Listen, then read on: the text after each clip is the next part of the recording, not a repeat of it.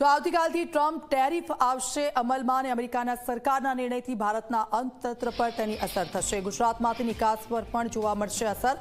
ભારત અને અમેરિકા વચ્ચેના વેપારમાં ગુજરાતનું આગવું સ્થાન છે। ગુજરાત અમેરિકાને કરે છે પલ્સ અને કિંમતી ધાતુઓનું વેચાણ। Petroleum, pharma, organic, chemicals, cotton, fabric, electric machinery, auto tyres અને ટ્યુબની નિકાસ થાય છે।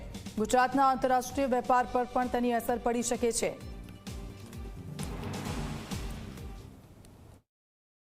તો તેનું જ એક નેગેટિવ રિફ્લેક્શન ટૂંકા ગાળે ભારતીય અર્થવ્યવસ્થા અને ભારતીય શેરબજારમાં ચોક્કસપણે જોવા મળશે।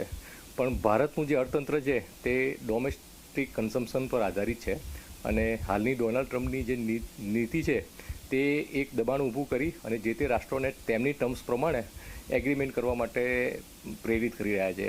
તો ભારતનું જે સ્ટેન્ડ છે તે પ્રમાણમાં અત્યારે ખૂબ જ સારું છે। ડોનાલ્ડ ટ્રમ્પના સ્ટેટમેન્ટને લઈ અને સામે કોઈ નેગેટિવ પ્રત્યુત્તર ભારત આપતું નથી।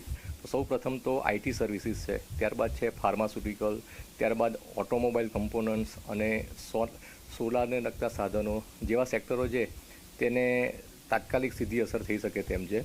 અને જેમ્સ એન્ડ જ્વેલરી સેક્ટરની પણ વાત કરવા જઈએ તો તેને પણ એક નેગેટિવ ઇફેક્ટ ચોક્કસપણે જોવા મળશે। તો આ વસ્તુ જે છે તે ટૂંકા ગાળાની છે અને છેલ્લા 4 મહિનાની અમેરિકન પ્રેસિડેન્ટની હિસ્ટ્રી એવી છે કે તે તેમના નિવેદન ચોક્કસપણે આપે છે પણ તેને એકદમ વળગી રહેતા નથી અને આવનારા 2-3 સપ્તાહ દરમિયાન ફરીથી તેમનું જે સ્ટેન્ડ છે તે બદલાતું પણ જોવા મળી શકે।